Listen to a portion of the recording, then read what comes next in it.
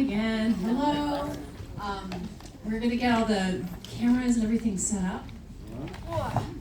So I will sit here and, I guess, vamp for a second until Jen tells me that we're ready to start and bring Jenny on out here. Actually, here's a question before I start talking to her. Who doesn't know how the Summer I Turned Pretty ends? Who's worried about spoilers? You are. Okay, we got a couple people worried about spoilers. Okay, so we're going to try to keep it.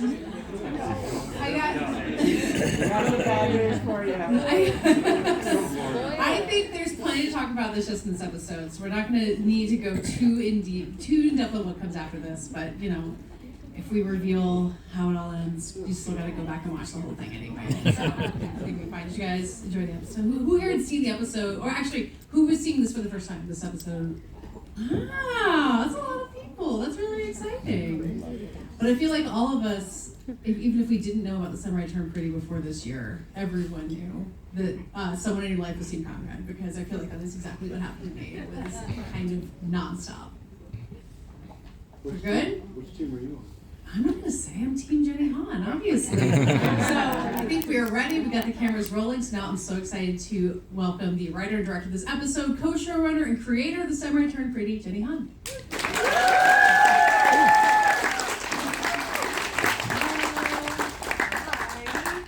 I was asked what team I am just now. Oh, I heard. I know. How many times have you been asked what team you are? Every day. And what's your stock answer? I say Team Belly. Okay, yeah. I think I saw Taylor Swift ask this, and she said, "I'm Team Summer I Turned Pretty." Yeah, she did say that. Also a pretty good answer. I was, just asking everybody. Some people don't know how the story ends, so we're gonna try to keep things for ourselves. But there's so much to talk about in this episode that everybody just got to see. Not the least of the fact that you directed it. After 3 seasons, this is the one where you step behind the camera in that way. And I've seen you talk about it before and saying that Conrad's point of view and specific moments of the story were so precious to you that you felt like you had to direct it. So how did that process happen? How did you step up and say, no, I'm not just going to write this, I'm going to direct it too? Well, I knew that some of the most iconic moments from the book would take place from his point of view, and it was the one POV that we had not heard from yet. Mm-hmm. And I also think that he, as a character, is probably the most, in some ways, elusive, because he's so interior, and he's somebody who I've always thought of as having a very busy mind. So I think I was excited to be able to explore that and to let people have that peek into his brain. Yeah. I mean, the peach scene, I know, is the iconic one. What are the other moments in this that you thought, I can't let anybody else? The peach scene, for sure. This is the main one. The peach scene, for sure. And then I think just that sort of whole motif of him kind of stepping in as her helper for the wedding. So there was a couple of smaller scenes from there that I wanted to handle myself. The way you were talking about how he's kind of an internal character, and I think there's so many moments throughout the show where you just look at his eyes and you know what he's thinking. But early on in this episode, you see her from his perspective. Just her face, those close-ups of her. That is just not a way that we see Belly throughout the entire rest of the show. So as a director, putting the camera there, how did you kind of change the visual language of the show or work with the visual language of the show to capture Conrad in that specific way? My DP is here tonight. Oh! Sandra, raise your hand. There she is. Congratulations! Sandra was an amazing partner to me. I really wanted the visual language to be different, and luckily I'm a showrunner, so all the rules, go out the window when it's my turn. But I was sort of saving certain things for him, and I also think with a title like The Summer I Turned Pretty, it's a little bit, how shall I put it, subversive in the way that most people think they would never call themselves pretty or think of themselves as that way, especially a young person. And so it's like that thing of, so you think you're pretty, you think you're attractive, so that people would feel embarrassed to think that way. And it's part of the reason why for the books I wrote, I gave both of the brothers a POV, because they see her a certain way and she sees herself a certain way. And so with the episode, it was really, for me, I wanted for the audience to see her the way that he does, and to really feel his love for her, but also visually, and then also with the music as well, and having a different sort of tone a sound that we hadn't heard before in the show. Yeah, I really want to ask about the music because the show is obviously famous for needle drops. There's Taylor Swift to be had all over the season, but this episode is like vintage, like wild horses and Into the Mystic, and I don't know if Conrad is just like a boomer at heart or like what. And Otis Redding, we started off with Otis Redding, who's yeah, one of my favorite singers, and I think because he yearns so hard, he does feel so deeply, and I think through the music, it's almost like he can express himself in ways that it's hard to like find the words for. So I think the audience is then able to feel like in their bones, I hope, how deeply he feels for her. Which I think is the way you've talked about Taylor Swift for Belly before. So it's kind of like this is his. Well, people were expecting a lot of Taylor in this episode, but they weren't really, I think, thinking about the fact that it's from his point of view. Yeah. So what is soulful to him and like what speaks to him? Yeah. So you've written these characters, you've been running the show, you've been writing these episodes, but then you step behind the camera as a director and you're directing these actors who you know so well and you've shaped their performances. But what changes? What do you do differently directing them that you haven't done to build those characters before? Yeah, it is really different. I mean, I love show running, and I think certainly I had an advantage coming into this because I've been working with them for years, and so I was really familiar with how they like to work and, you know, which sort of directions like resonate for them and which don't, and even like their own chemistry with each other and where they really like shine. So in a way, it just felt really natural to me, and certainly, you know, there's a little bit of a game of telephone, I think, when you're speaking to the director and being like, you know, I'm feeling, you know, like this isn't really working because blah blah blah blah, and then they'll figure out how they're going to interpret that and then give that note.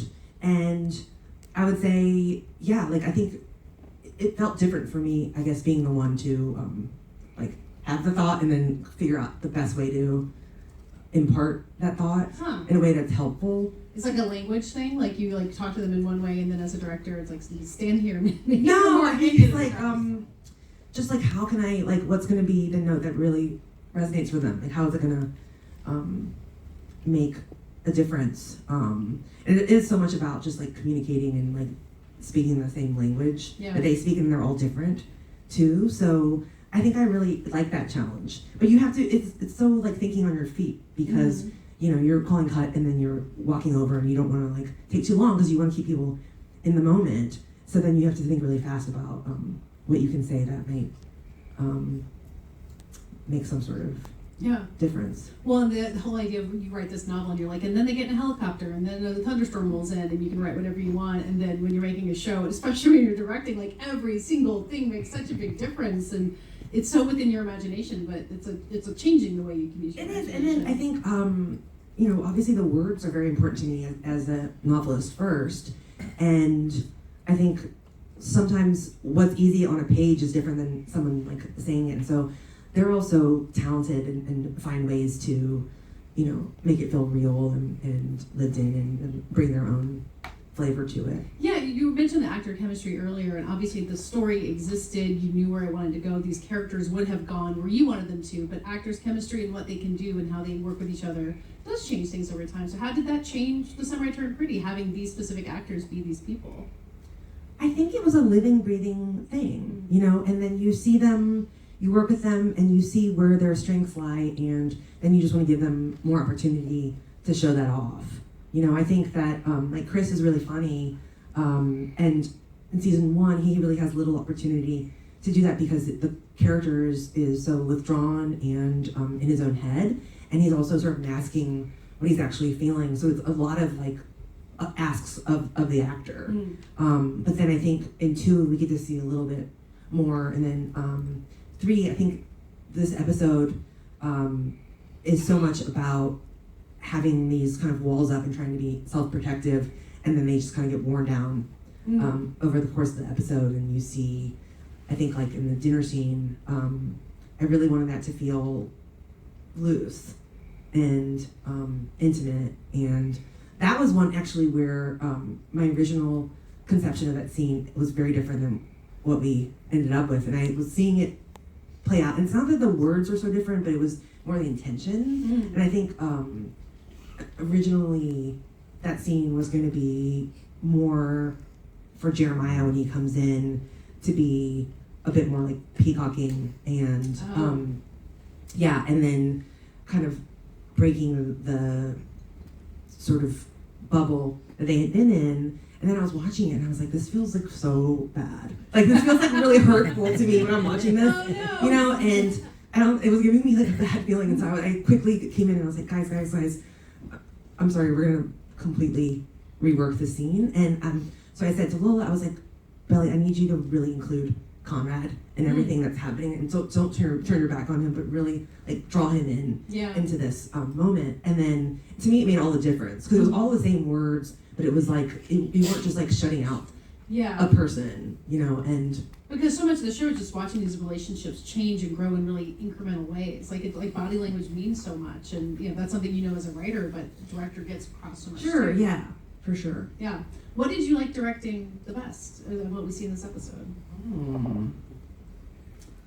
I really did love doing that dinner scene just because I felt so much the value of being a writer in that moment as well, because I was able to quickly sort of like do some minimal rewrites to it, but also just like change the whole tone of it.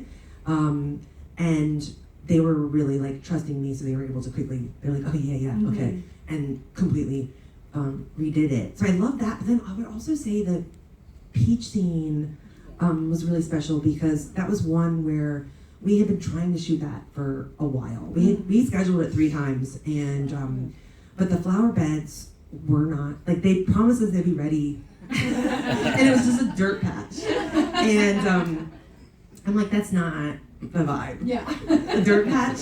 And so then we like kept checking in on it, and Sandra would drive home on the way home and like look at it and then like see where the sun was setting, exactly where the sun was setting, and everything was like timed out. And so, but luckily as a showrunner, we were able to keep pushing it.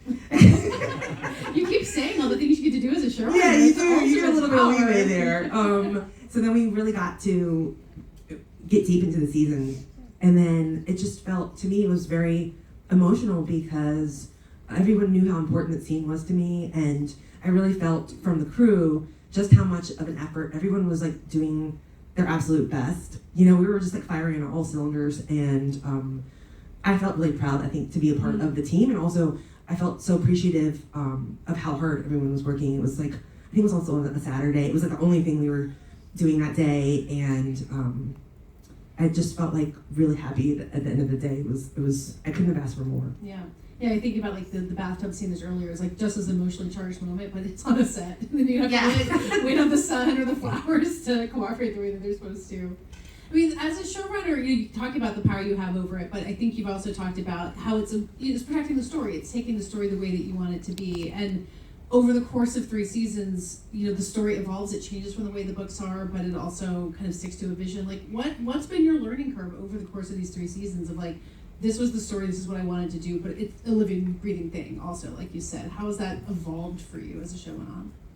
It's interesting because, you know, I try to live by, you know, writing with the door closed and not be hearing like all the voices, because I think then you can stop hearing your own voice, you know. And so I think it's really important to have your own North Star throughout. And to me, my North Star is always what is best for the story. And so that's why I try to like keep to. But at the same time, I think it's important to understand your audience and what they want too. You know, I don't think it means like giving people exactly what they want, but I think it's understanding what they want. And it may not be, hopefully it's something that you hadn't even thought of, that you're like hopefully surprised and like happy with. Maybe not, but I mean, I think that's, for me, always my hope. I mean, I think a lot of the, you know, the fervor around season 3 that happened this summer was fans of the book saying, like, is it going to change? Is it going to end in a different way? And there were some misleading photos from the set that were put out there, it seems, deliberately to make people not know. What? I mean, I think you've said that, you know, Amazon made it so you guys had, like, the top-level set security people to make sure all secrets were put out there. But how did you balance that? You know, wanting people to feel surprised and wanting them to have really challenging. Yeah. It's very challenging because now everybody has a cell phone and people are all like grabbing photos, and it's especially challenging when for instance, when we were doing the scenes in the car in the final episode, well, you have to get the view outside the car as well. And everybody was just out there with their phones, like, it looked like zombie hordes with their phones. And then we couldn't get a good shot. We kept going around, and I'm like, oh my God, like, this sucks. Because it's not even about that they're getting footage, it's that they're messing up. They're like in the shot. They're in the shot. Yeah, so you can't get a good shot, and so it makes it really challenging, I think, to shoot in public. And then, of course, it is disheartening, I think, when everything goes online immediately, and then people are like making conjectures about like what's happening. It may or may not be true. But I, as somebody who likes to surprise the audience, I like to be surprised. I don't like spoilers. Yeah. I just want to, lean in and have the storyteller tell me a story, and I don't know what's going to happen. And I like that little like knot of like anxiety that I get of like, is this going to end the way that I'm hoping, or is it not? Yeah. And so to me, that's part of the experience of a story. Mm-hmm. So I don't like that when the whole thing gets told. Which is why you put out some fake spoilers and just So then, for some people. Well, this is a big spoiler, but it was like we did have Gavin come to Paris, and but It's just so funny to try to work out someone's schedule to shoot something that like everyone knows isn't going to be in it, but being like, nope, sorry, dude, you gotta get on this plane. well, he was like really good support about it, Yeah. and happy to come, and so. Well, and part of you're shooting in Paris, but also you shot at your alma mater, UNC Chapel Hill, Yes. right? So how do you pull off shooting the show around a campus full of college students? That's who also are also watching this show? That's also very challenging. We did have some footage go up, which is a bummer, but Yeah. all in all, I think we did pretty well in terms of how much we were out and about and how much got leaked. Yeah. So you've got the show is on for 3 seasons. To me, it seemed to grow exponentially this year. Like the amount of attention had been a while on there. How did you deal with that? How much did you anticipate that? And knowing that the story is told, like you had already shot it, like what is that experience like? Just kind of waiting for everyone to see and knowing that the drumbeat of attention is getting louder and louder. Yeah, I believe it went up 70% from first season, which I think is pretty rare. Usually over time, people drop off. Yeah. But we had a lot of people coming to it, which was a huge compliment. And we were also weekly, which I think added to the buildup. And people were watching it like in bars and having watch parties, and people were really passionate about it. Which is great. It's also very stressful to be me, because people were like all like having a lot of like opinions and very passionate feelings. But I think I just loved seeing how much community was built around the show, and I mean, I love going to the movies. I love having that weekly experience too of a TV show. So especially what was really sweet, it was. We went into September. We finished in September, and I saw a lot of people going to college, and like they were doing like common room watches and stuff. And people were telling me like, oh, I made like some friends like watching the show. And those first few days were so scary, I think, at college. And so to be any part of somebody's like transition into that next stage, was really special. Well, and you were telling me before that it's kind of a really multi-generational experience for a lot of people, which I think. I mean, I'm imagining you like pitching the show in the very beginning, and people are like, oh, teen romance, like that's going to be limited, and watching the way that it grew. Did you always know that it had that level of crossover appeal in the story? Yeah, because I really do think of it as a multi-generational show. Yeah. And, I never wanted the mothers to feel like just the moms. It was really important to me that they had their own wants and needs and inner lives. And, that it really is a story of coming of age, but it's for all the characters are kind of coming of their own ages.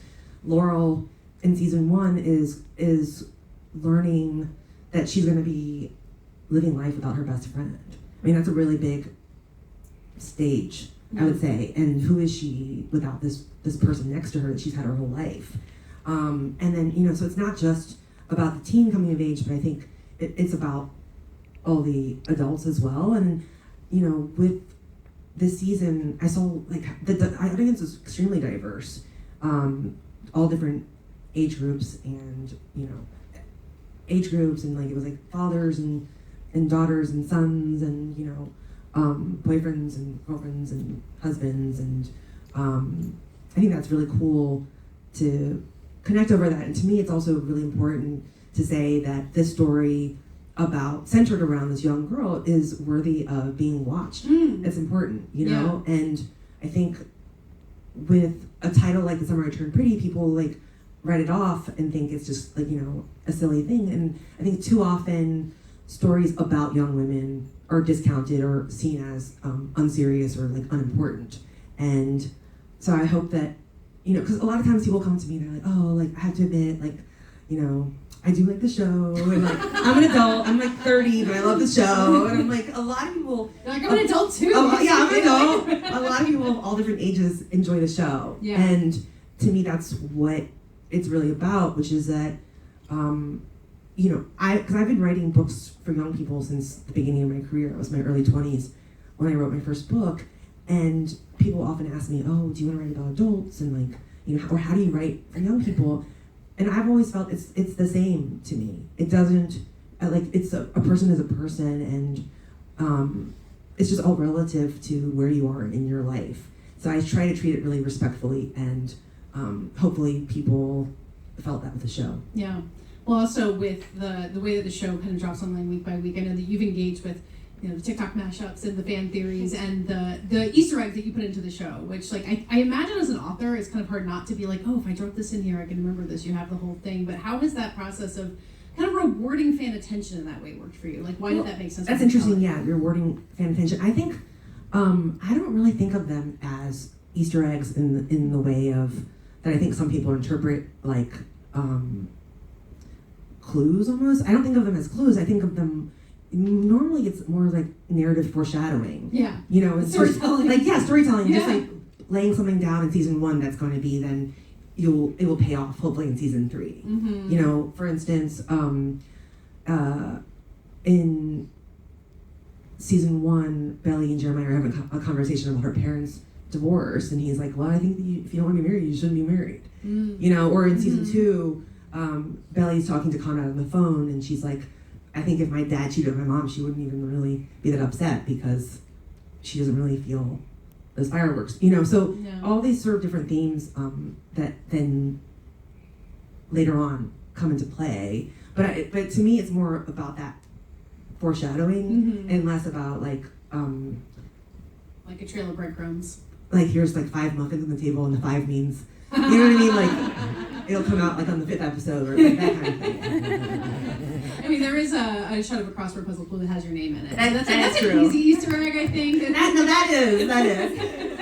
You put that one up everywhere. Yeah. Before we get, I know we need to wrap this up. I want to remind everyone there's going to be a reception across the hall, so please stick around after that. But I can't wrap this up without asking, there's not going to be another season of the show, but there is going to be a movie. We've been led to believe, and I'm pretty sure this isn't going to be a place where you break all the news about it, but I mean, I guess the question is, how hard was it to say, no, there's not going to be another season, yes, there's a movie? How did that part of the negotiation go, and where are we on the movie now? How hard did it go? You mean like... Like, just to say, like, no, I imagine many people said, please make us another season of this show, and you had to say, no thanks. I think, you know, I will be honest and say that actually, I think that Prime Video was very respectful of my wishes as a storyteller in terms of where I wanted to land the plane and when. And were very receptive when I said I wanted to do the movie as well. So I didn't get like extreme pressure that was like, please, like we want a 4th season. The internet was asking, but you know, they didn't. The internet was, but you know, I think you as a storyteller know where you want to end things, and I think it's important to know. And but I will say that I had said repeatedly that this it was 3 seasons, and that was like the end of the show. But then so people were like, "You were lying," and I'm like, "No, I didn't." A season, I wasn't. A movie is a movie is different. A movie is different, and you know, I hope that for the movie that people who have never even watched the show can watch the movie and just really enjoy the experience of it. Yeah. Is my goal, and then also for people who love the show that it'll, you know, be everything that they're dreaming of. Last question for real, and not again a spoiler, but you know, you've got the movie coming, but it kind of sounds like these characters are gonna live on in your head, even if you don't ever write anything with them. Like they're not gonna be gone for you. And so their lives are gonna go on. I think all characters are that way. You know, it's almost like I'm not sitting there with them, but they continue on and like, you know, and do their own thing. Yeah. You know? So someday you'll know what belly's like at 50, whether or not you. I mean, who knows? We should all be so lucky. Well, Jenny Han, thank you so much for being Thank here. you. Everybody, please show